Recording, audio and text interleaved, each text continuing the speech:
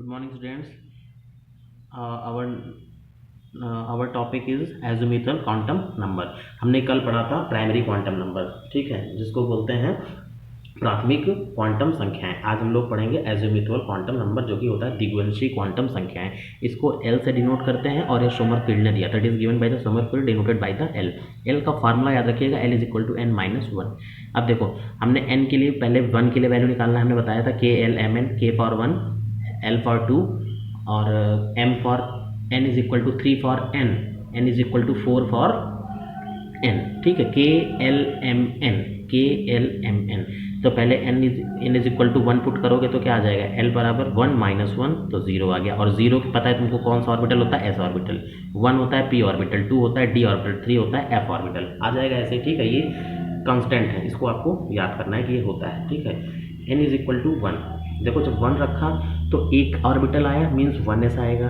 N is equal to two रखा तो कहाँ से इसकी वैल्यू लाई करती है, जीरो कामा वन, यानी एक जीरो ऑर्बिटल मतलब वन एस, जीरो ऑर्बिटल मतलब वन एस, और वन ऑर्बिटल मतलब टू पी। वन ऑर्बिटल मतलब एक ऑर्बिटल किसमें होता है, पी में होता है, टू पी, ठीक है। हाँ, तुम्हारे मन में कंफ्यूजन होगा, सर आप तो P X P Y P Z बोले, वो सब सेल है, ठीक है, वो सब सेल है। तो two S comma two P.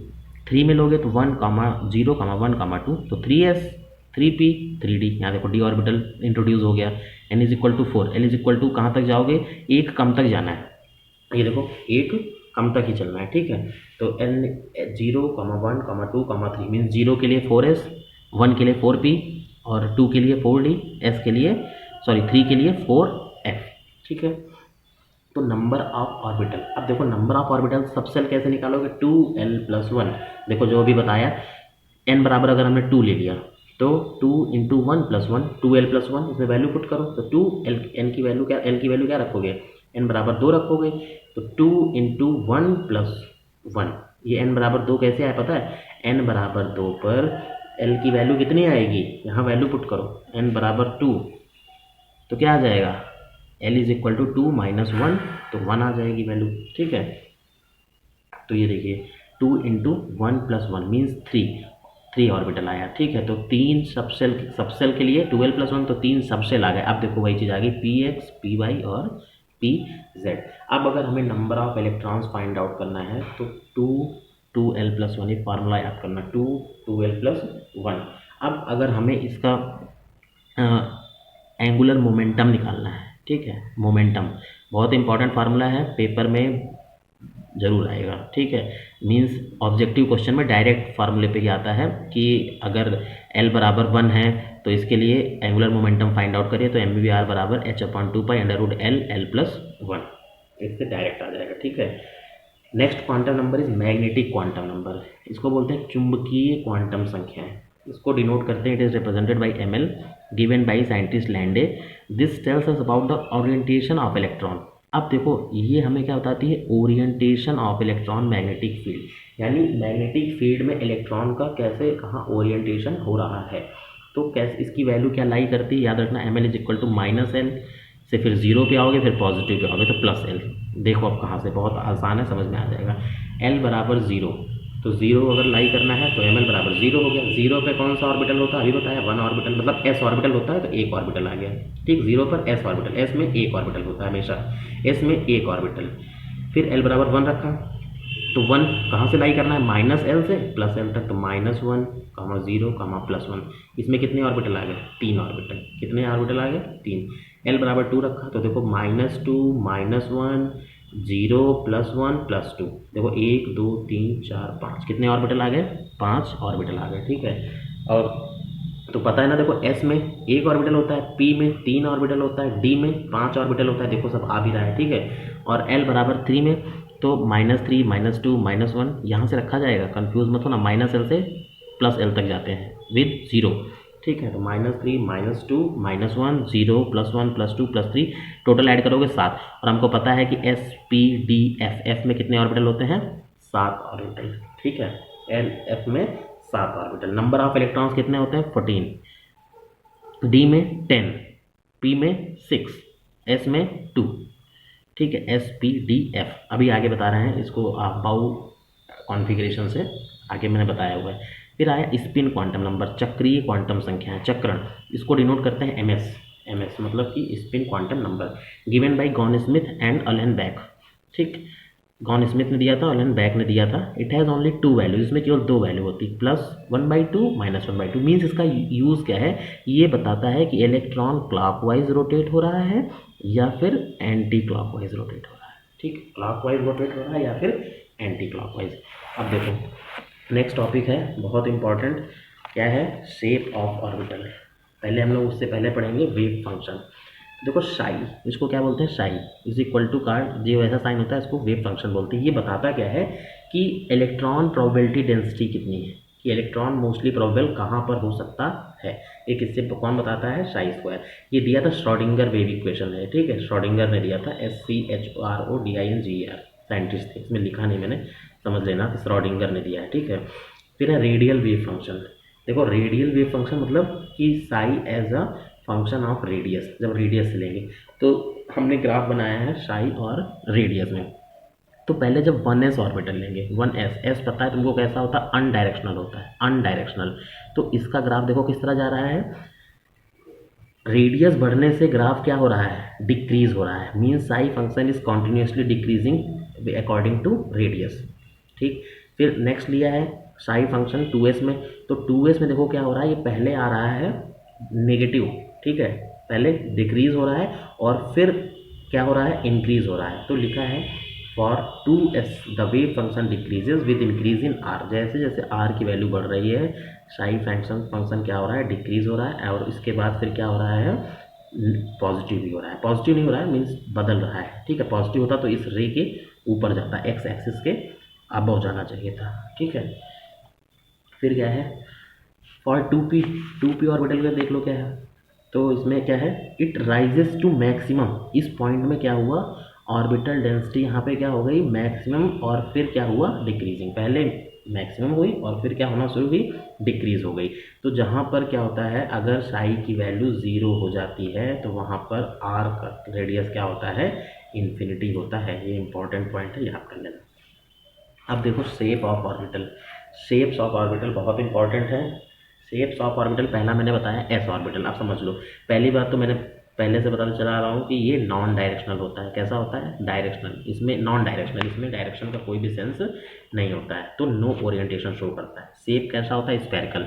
अब देखो हमने 3 एक्सिस बना दी, एक्स एक्सिस, वाई एक्सिस, और ये क्या होगी, जेड एक्सिस। ये ऐसे है, X axis, Y axis, Z axis, ठीक है।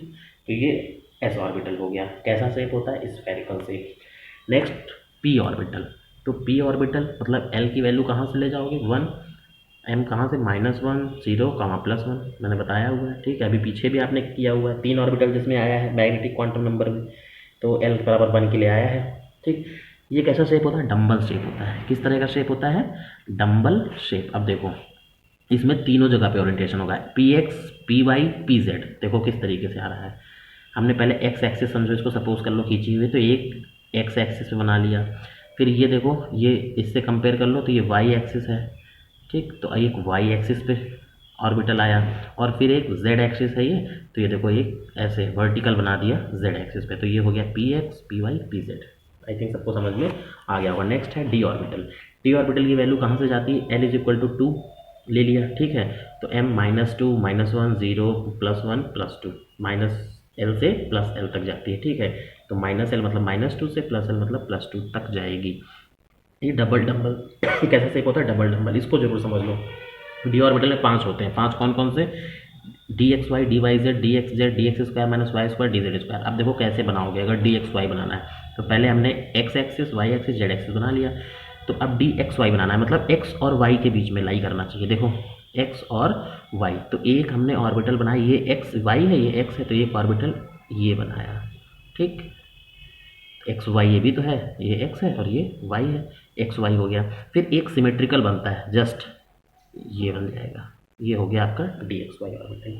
फिर अब एक डी वाई जेड, तो समझ में आ गया होगा, वाई और जेड के बीच में, तो देखिए वाई और जेड के बीच में बना हुआ है, एक ये बना हुआ और एक सिमेट्रिकल, ठीक। नेक्स्ट है D x Z. X Z में क्या होगा, एक्स और जेड के बीच में, तो देखो एक्स और जेड के बीच में ये एक लोब बना हुआ है, ये फिर जस्ट इसका सिमेट्रिकल हो गया। फिर हो गया D X square minus Y square. इसमें क्या करोगे, देखो एक्स स्क्वायर मतलब minus Y square, D X square minus Y square मतलब कि एक्स और वाई दोनों पे लाई करेगा। देखो एक एक्स स्क्वायर पे बनाया और एक ये देखो वाई एक्सिस पे बना दिया, ये वाई एक्सिस पे, ठीक है। तो ये हो गया D X square minus Y square. Last आता है D Z square. D Z square complicated structure होता है और इसमें जो इलेक्ट्रॉन की प्रोबेबिलिटी होती है ये इस राउंड राउंड स्ट्रक्चर में ही मोर प्रोबेबिलिटी होती है, ठीक है। इसको डोनट स्ट्रक्चर भी बोलते हैं। देखो तो जेड एक्सिस बनाना है तो ये जेड एक्सिस ले लिया, ये कौन सी एक्सिस है, जेड। तो देखो एक तो लोब जेड पे बनाया और दूसरा सर्कल राउंड में हो गया जो सिमेट्री फॉर्म कर रहा है, ठीक है। तो ये हो गया आपका डी ऑर्बिटल। फिर इम्पॉर्टेंट टॉपिक है, ये कॉन्फ़िगरेशन के लिए वेरी इंपॉर्टेंट है, इलेक्ट्रॉनिक कॉन्फ़िगरेशन किसके थ्रू, वाया ऑफ-बाउ प्रिंसिपल। तो ऑफ-बाउ प्रिंसिपल के हिसाब से बनाना है, बहुत आसान है, देख लो। 1s 2s 2p 3s ऐसे पुट करना है। 1s 2s में 2 ऑर्बिटल 2s 2p, 3s में 3 orbital 3s 3p 3d, 4s में 4 orbital 4s 4p 4d 4f। इसके आगे वाले किताब में अपने नहीं है, ये अभी हाइपोथेसिस है, ठीक है। तो 5s 5p 5d 5f। अब फिल कैसे करना है, तो पहले हम लोग फिल करेंगे 1s, फिर 2s, फिर 2p 3s, याद रखना ये लाइन ऐसे जरूर इंपॉर्टेंट है। फिर 3d 4p 5s, फिर 4d 5p, फिर 4f 5d, इस तरीके से पुट करेंगे।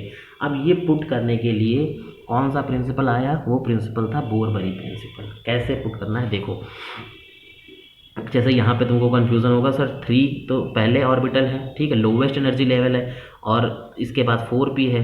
तो यहाँ पे देखो, यहाँ पर देखो पहले 4 को फिल कर दिया है, तब हम 3d पे जाएंगे, पहले 4 पे फिल करेंगे फिर ऐसे 3d पे जाएंगे, समझ रहे हो। तो पहले ये तो हायर एनर्जी लेवल है, इस पर पहले क्यों फिल कर दिया, तो इसके पीछे रीज़न है कि देखो अगर फर्स्टली उन ऑर्बिटल को फिल करेंगे जिनकी लोअर वैल्यू होगी, किस रूल से, n+l से। तो देखो 3d को फिल करना है, तो n 3d के लिए n और l की वैल्यू कितनी हो जाएगी 2, n3, तो l की वैल्यू n-1 होता है ना, तो 3 + 2 5 आ गया।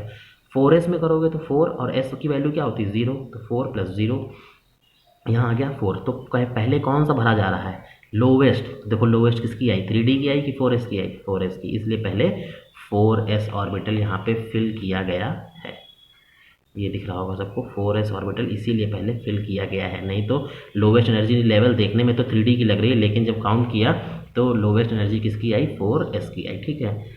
अब देखो अगर सपोज कर लो दोनों की वैल्यू क्या हो जाए, सेम हो जाए, तब क्या करोगे, इफ n+1, तब एग्जाम्पल देखो 5p और 6 है, तो 5p में n+l मिलाकर क्या होगा 6, 5 और 5 में से, और सॉरी ये 6 हो जाएगा n की वैल्यू, और l की मिला करके क्या आएगा 6 आएगा। तो देखो 6 में क्या हो जाएगा, ये इसकी भी वैल्यू 6 आ गई, और 6s में 6 की तो 6 है ही है, s की वैल्यू 0 होती है, तो 6 + 0 मतलब 6 आ गया। तो यहाँ पे दोनों 6 6 आ गए। अब किसको पहले फिल करोगे, तो पहले कौन सा फिल किया जाएगा 5p, जिसकी एनर्जी लेवल कम है, इसलिए इसको पहले फिल करेंगे। ये आप लोग कर लो, और लास्ट टॉपिक है ये, इसके बाद एक छोटा सा टॉपिक बचा हुआ, फिर चैप्टर फिनिश।